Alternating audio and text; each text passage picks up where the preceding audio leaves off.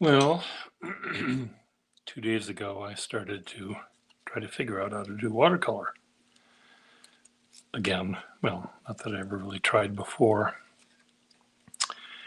And I thought, well, this would be fun to draw on this little piece of birch bark.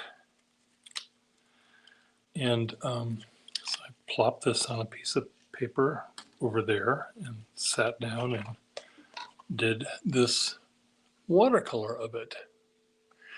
And I should have planned better and started with a wash that was darker for the background because I wanted the some little bits of the white of the bark to show. So let's just see if I can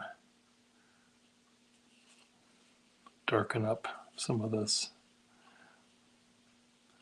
Is it this brush that's making me mental? There was one brush I had that kept on dividing its bristles into two clumps. I was getting double lines, which annoyed me.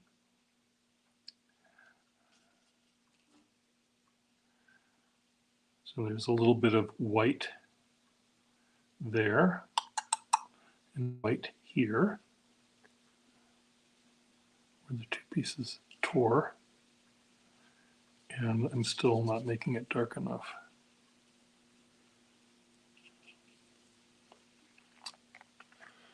But anyway, we were trying to figure out how to use watercolor a little bit. Let me just finish this. And as usual, I'm like any good artist, blaming my materials. The light that's up here is bouncing back and bothering me. Hello, Juicy Louise. You tend to be my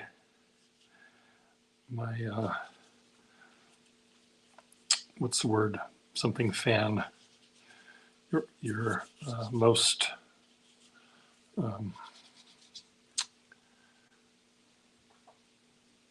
no, that's not the word I want. Reliable. That's the word I want. Reliable. Yeah. So anyway.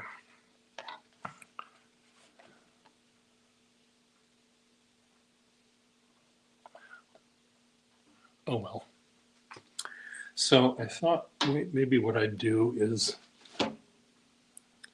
have fun. Here's another one I tried to do of the outside. It's a gray, rainy day today, which is my kind of day. I kind of like days like this. So I thought maybe I would try drawing these again, but maybe this time be a little looser with them. Is that the word I want? I can't see.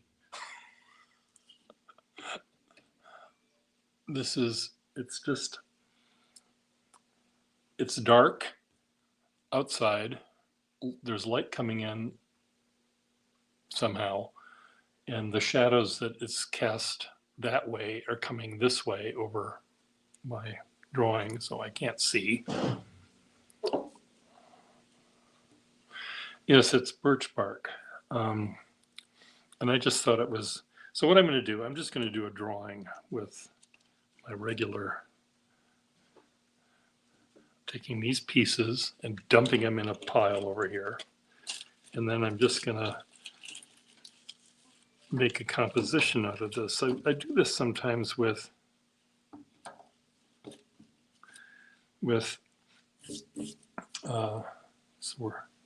okay, where are my pens? I do this sometimes with just anything, dirty underwear, dirty clothes, piles of old socks, and I'll just dump them in a pile, and then I'll decide I'm going to turn them into some sort of drawing. And I don't really care if I'm as accurate as I want to be, because you won't be able to tell whether I'm accurate or not, because it's just chunks of bark. I'm not drawing a person or a dog that has to have 4 legs or 2 legs, depending on whether it's a person or a dog. But so sometimes it's just fun to grab sort of any old thing and just draw. See where it takes you. But should I try to do something with a little bit of color? Why not? So this shape and this shape, and there's a little couple of chunks over here and chunks over here that are brown. The rest is sort of not brown. So how do I make brown? Where's my yellow? I can't tell. Yellow and orange.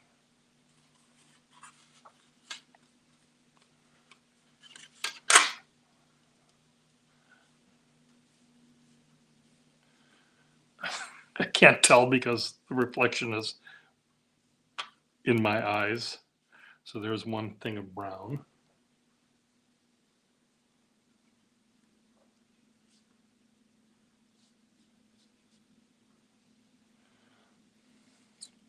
Here's another thing of brown back here. Why is that brown? It shouldn't be brown. It's not brown. I put it in the wrong spot. And of course the ink is going to dissolve.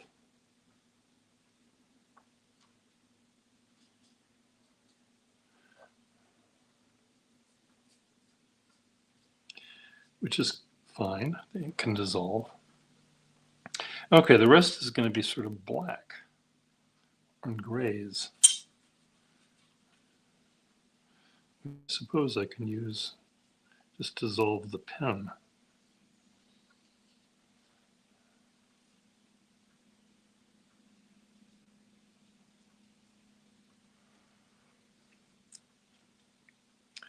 I think I should just stick with what I know. Stick with doing color drawings with my iPad and black and white. You know what I mean. Color drawings on my iPad and black and white with my pens. So here's black Waterman ink. That's just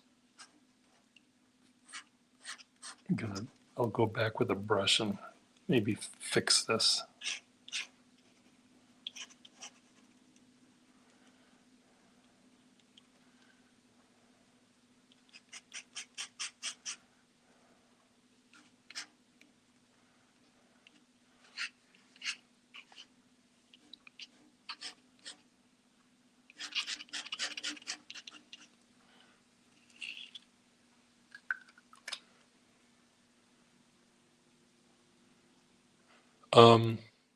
Fireside Chats.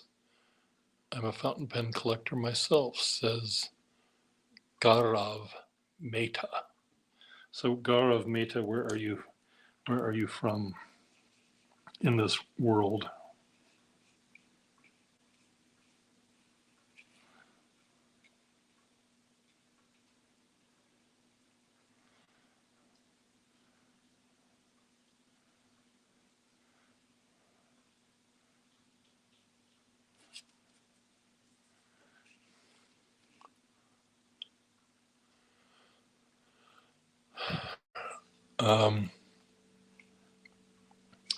I'm sorry, I'm trying to figure out what you're saying, found art. So this is found art. You mean the bark is found art? I don't know what you mean. Again, if I'm not following exactly what is being said. I forget what question. See, this is what happens, this thing. So now I've got 3 lines instead of stay together, damn you.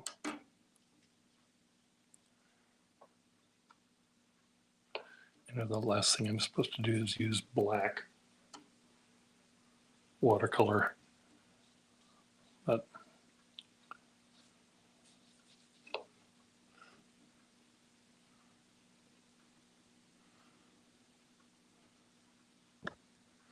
your debut novel, are you writing it in fountain pen or are you using a computer?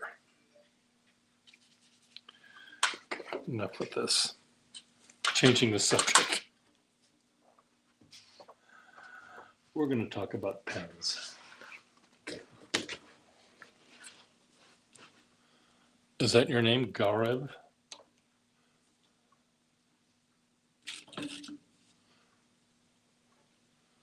Gaurav.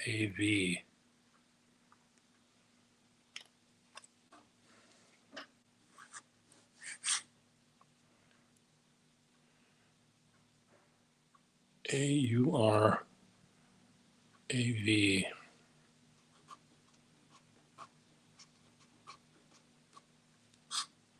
Gaurav.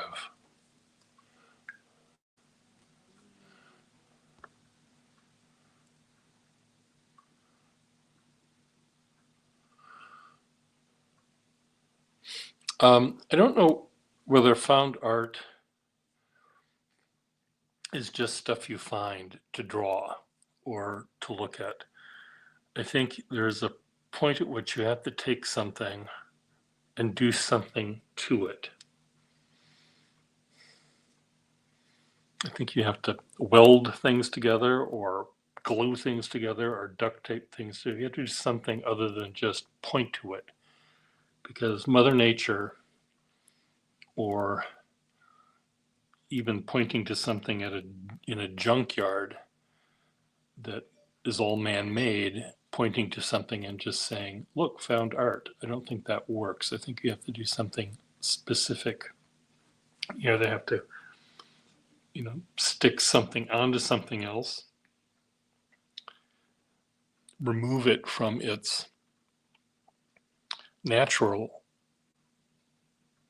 location and put it on a pedestal in a gallery or something to make it art. There has to be something added or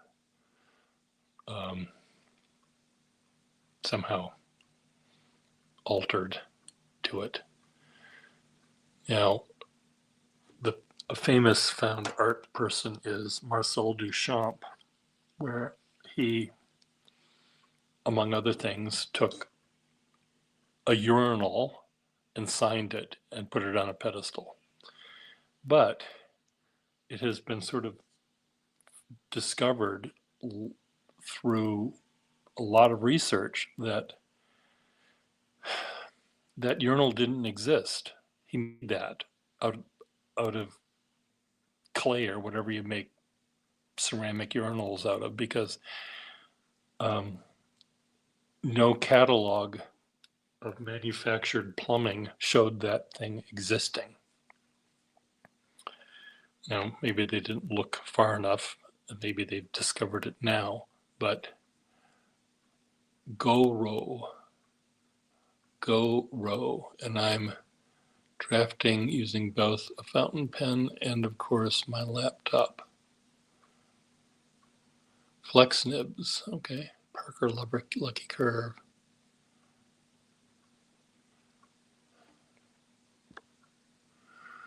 Well, if you take a picture of it and send it to me, I might be able to identify it to a particular time. If it says Lucky Curve on the nib or on the barrel, it's pre-dual fold era, I would think, though sometimes naming things overlapped or stuck in usage longer than the model seems to have, when it was made, would have done.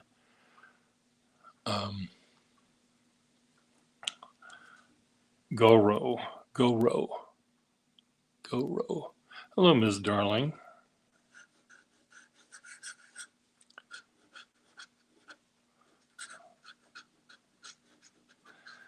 I think a problem that I'm having right now. Everything is, it rained earlier this morning, and it seems like everything that I'm touching is wet. This paper feels like it's full of, which is why that ink isn't sticking on it.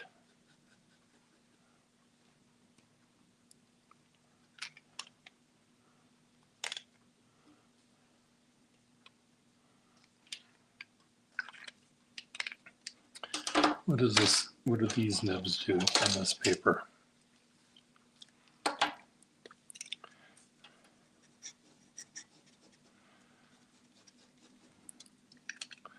seems to work okay. What about this one? No. What's going on here? Is there ink in this? No, there's no ink in it. That's why it's not working. So, Ms. Marilyn, I should be getting tomorrow that pilot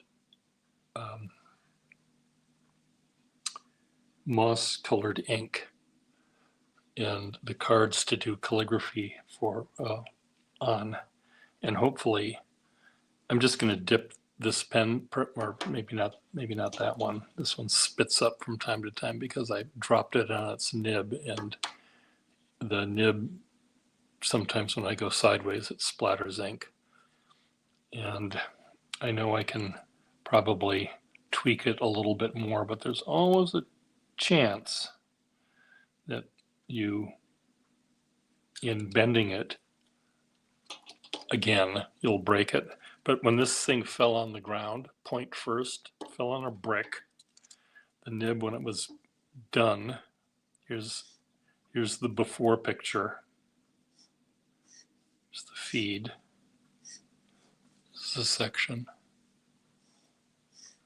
That's the before picture. The after it fell picture had these things bent like that. And I think the tines were, each one was bent a little bit differently. So I brought it home and got out the little pliers and pushed it back where it belongs, and then tried to do a little bit of burnishing. But I think one of the nibs is not quite lined up right. So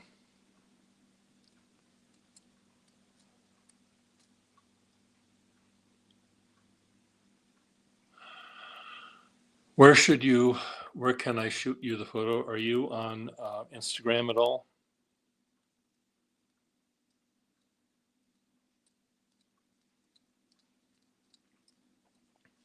Or if you send me an email, it's pierregustafsonstudio@gmail.com. On Instagram, it's just @pierregustafson, all one word. You am on Insta.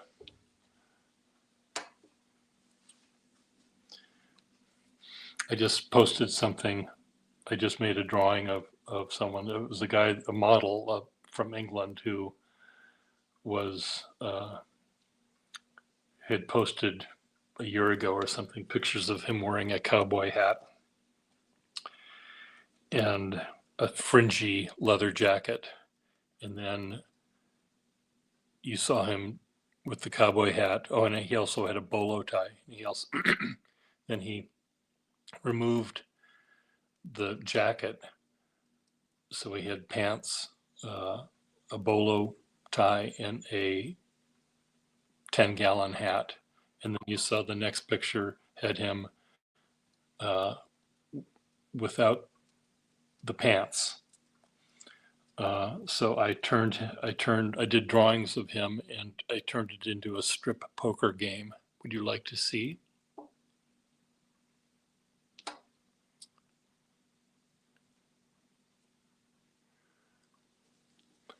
You don't see any junk.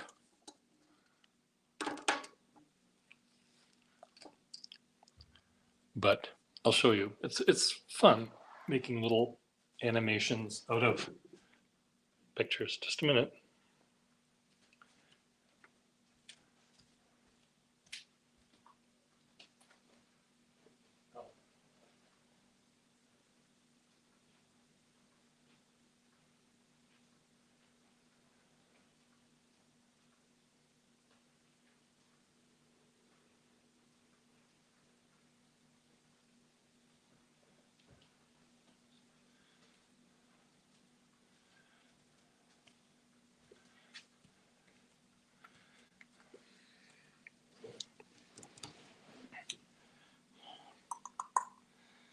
Okay, let's go for here.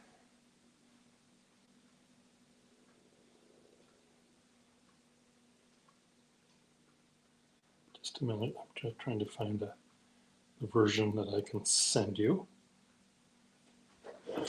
Okay, so here's the first thing you see. Then you see him play those cards, a pair of twos, and then you see me play my cards, a pair of sixes, so I win, and then you see him, there's his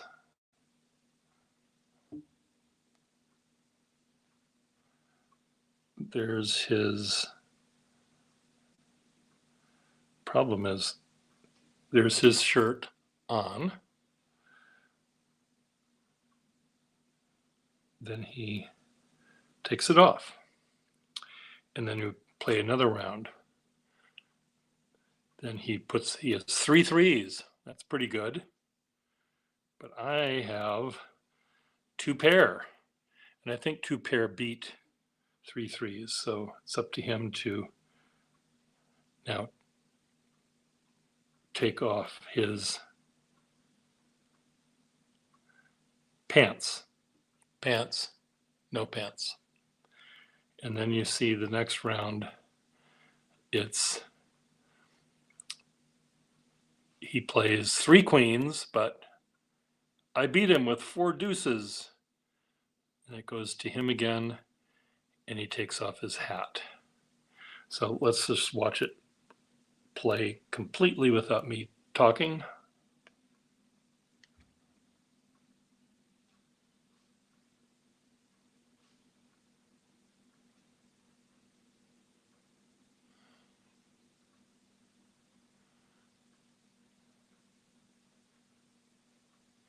Ta-da! How's that for an exciting movie?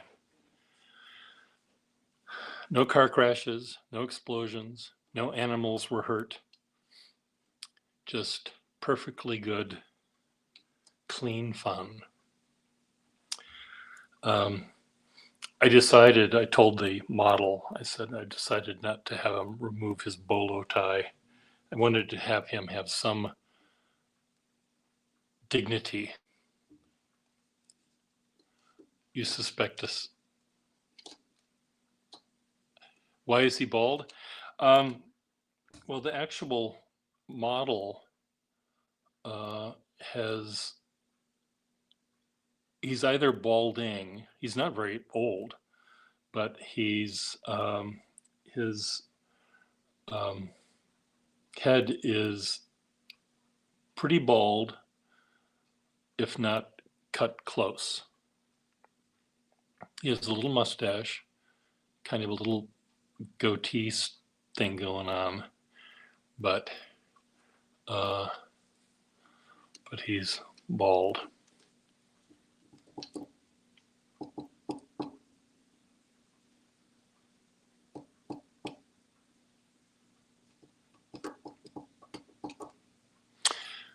And that happens to lots of us when we age. I'm losing my hair. How old are you, Go Rav? What was it? Go Row. I think it was Go Row, right?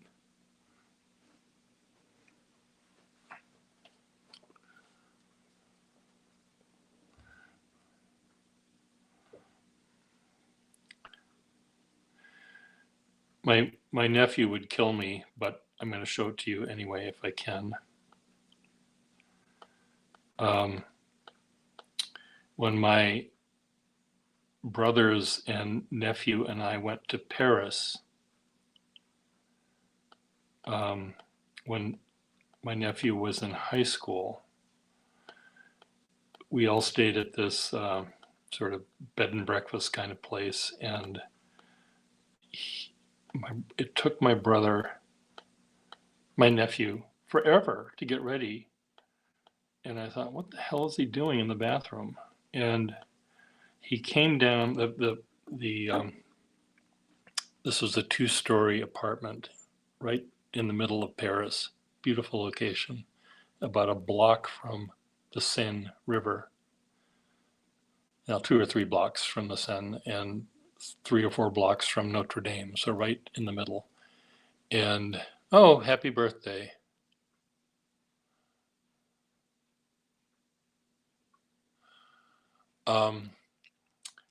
Anyway, Sam, if I can't find the picture, I'm not going to continue with the story here, but let's see if I can find the picture.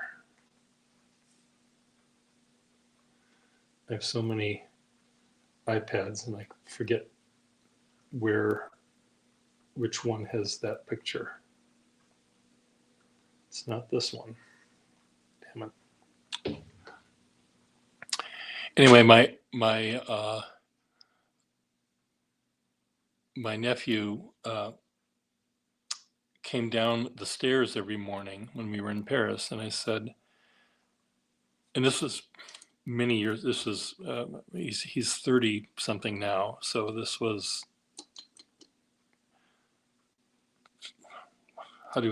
12 years ago? How does math work? Anyway, he was in high school, and I said, God, Sam, you look like the love child of Donald Trump and Princess Diana, because his hair was all poofed up. I'm like, what the fuck are you doing? And I'm sure he didn't know who either one of these people were. This is before Donald Trump was running for president, and it was long after Princess Diana died. But I need to find this image. Sam will kill me, but that's okay. He can kill me.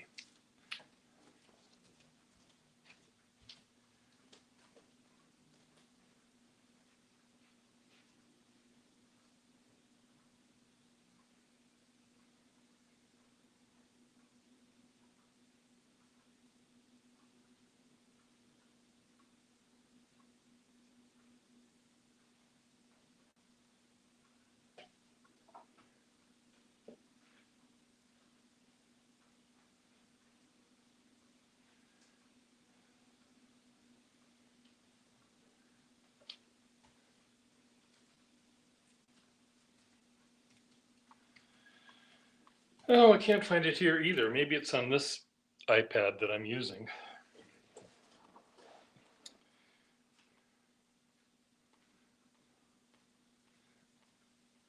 Anyway, what I did was I had dozens of pictures of Sam in Paris, and I found images of Princess Diana, and I put them side by side, 4 pictures, and my God, it looks exactly like Princess Diana.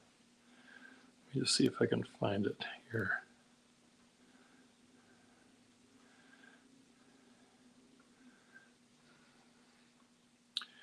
Anyway, the reason he was doing this, back to the point of the fucking story, the reason why he was doing this is he was going bald. And I didn't know he was going bald. And I don't think his parents knew. But he then, for years and years, he would wear hats and have really long hair and do the Donald Trump thing where he would hide his baldness. And it looked pretty bad.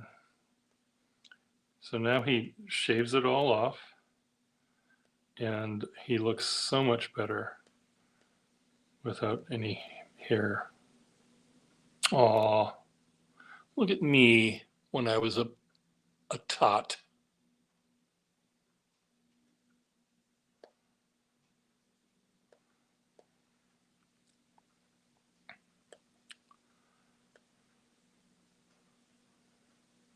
I found it. I found it.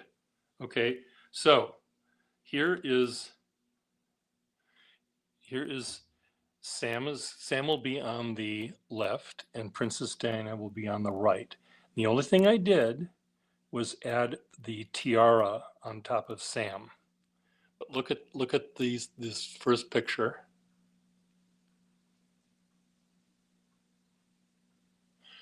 And there was a picture of Princess Diana who she was in an interview and she looked really, really angry and really, really depressed. And I was trying to find that picture to add to make this one with Sam look that way. Okay, next picture.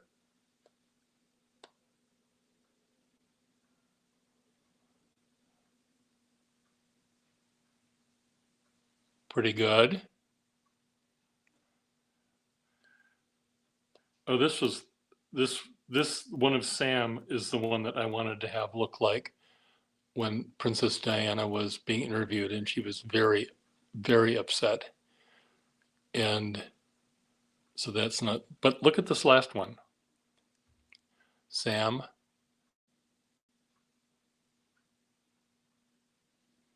I didn't do anything to Sam. I added the black t-shirt to Lady Di. So anyway, now he's bald. Now he looks like her son, the would-be king, the next king.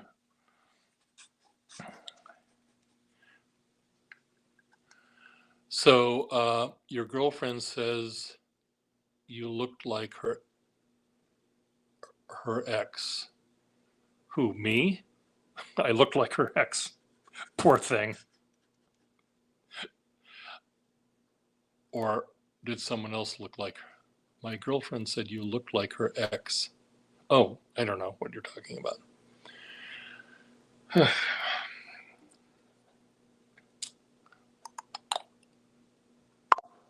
Uh-oh, what's that?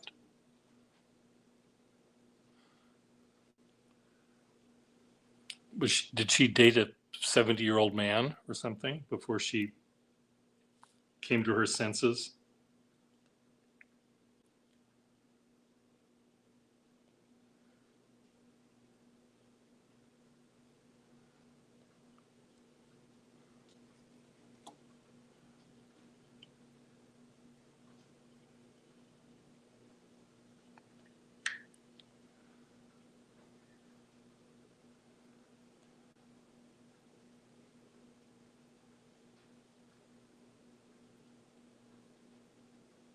Oh, you're following me now. I swear I'm not sarcastic. Follow back.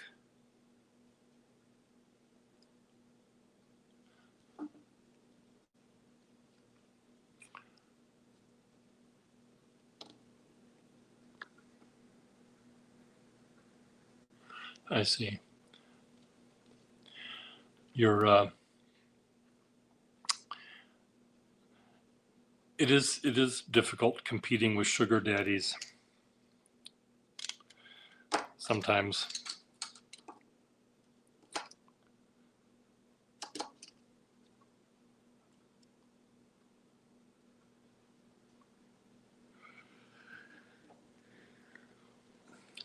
Well, send me pictures of your the pens, and I might try to help date them. Though, honestly, my ability to date these things is not as good as it should be. I'm getting hungry. I got up at 4:30 this morning, so I'm sort of on a funny time frame here. Today, 10 miles north of right here in that direction, 10 miles north, there's something called Bean Hole Days in Pequot Lakes. And what they do yesterday, they buried a huge vat of beans that were cooking, and they somehow build a fire, put a big pot on top of the fire, and then somehow cover it up so it just boils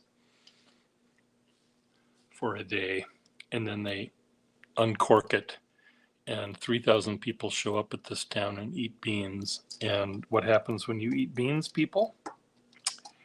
Well, you got that right.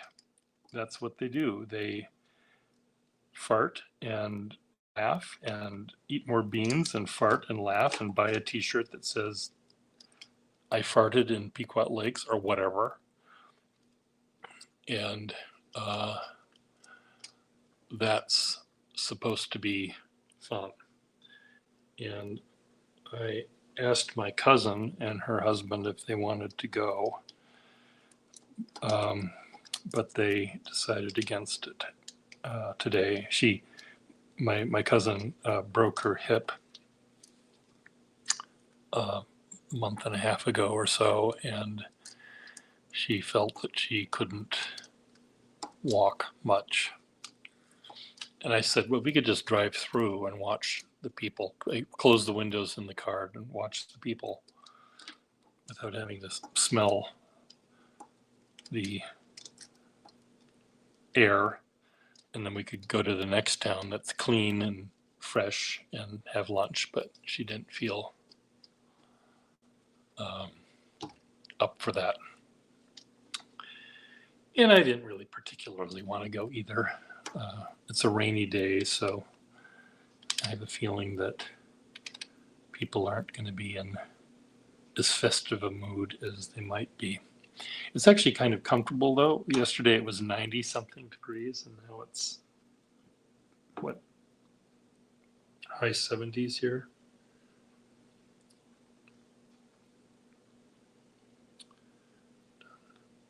'83, air quality alert. Light rain is expected to stop in 19 minutes. So we had a really heavy windstorm 3 days ago, and all the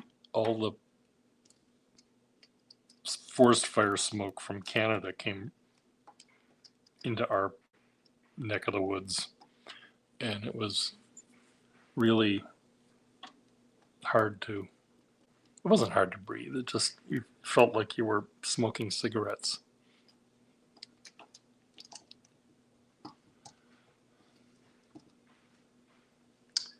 Okay, what happened to my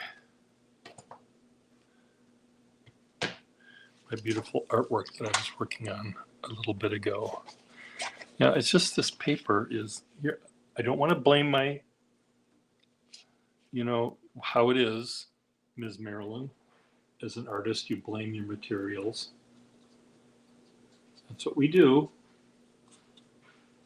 When we screw up, it's not my fault, it's my materials.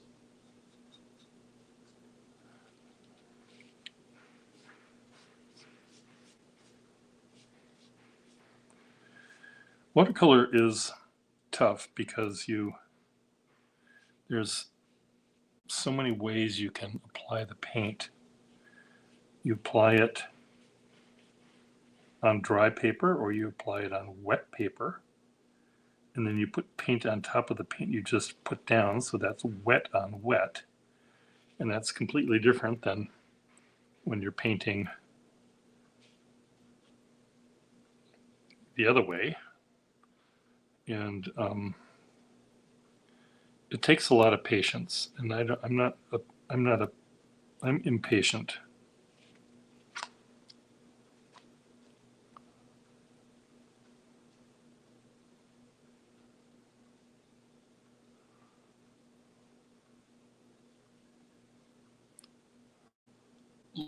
Lone Direby, Lone Direby. Let's take a look. There's one guy that I discovered, it cracks me up.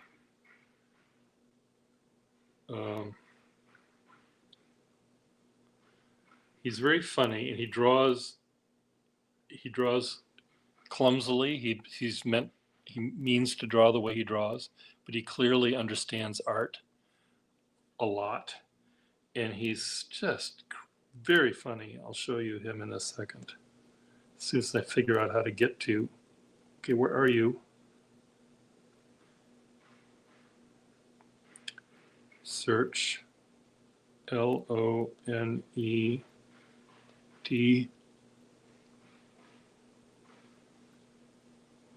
Lone Derby.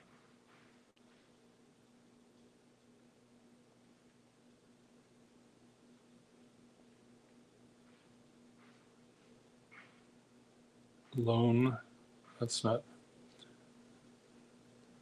Lone, TYRBY.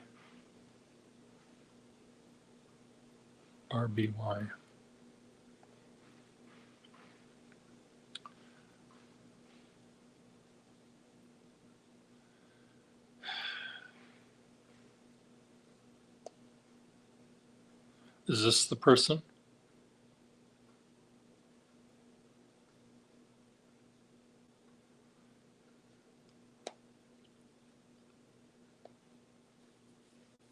Cool. I'll take a look later. Very fun, colorful, and bright.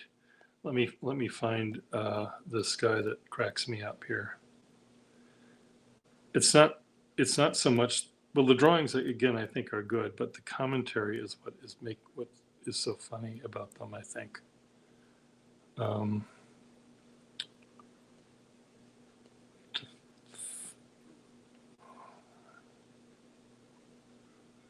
trying to find my brother. I sent one to him.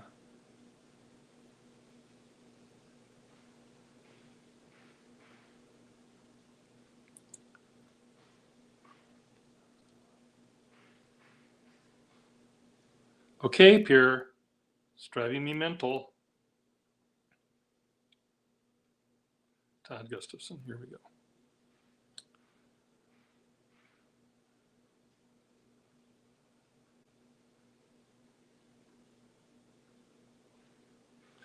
Okay, this is about Minnesota.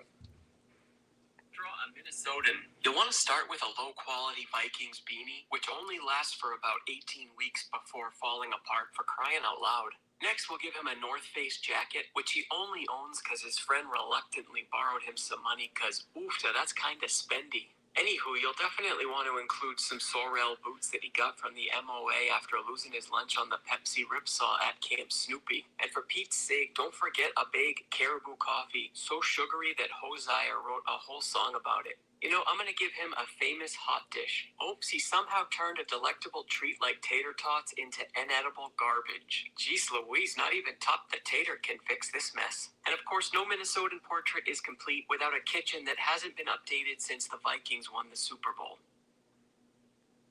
How to draw a Minnesotan.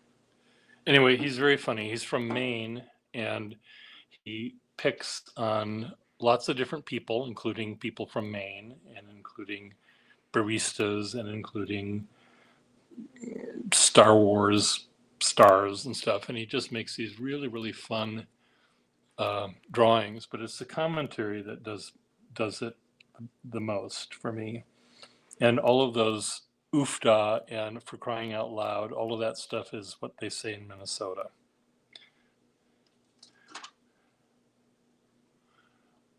Oofda, that was kind of spendy. That's what they say, spendy. Not expensive, not pricey, but spendy. Anyway, it's time for me to eat some lunch. So you all be good. Nice seeing you, Ms. Marilyn, and everyone else that's watching.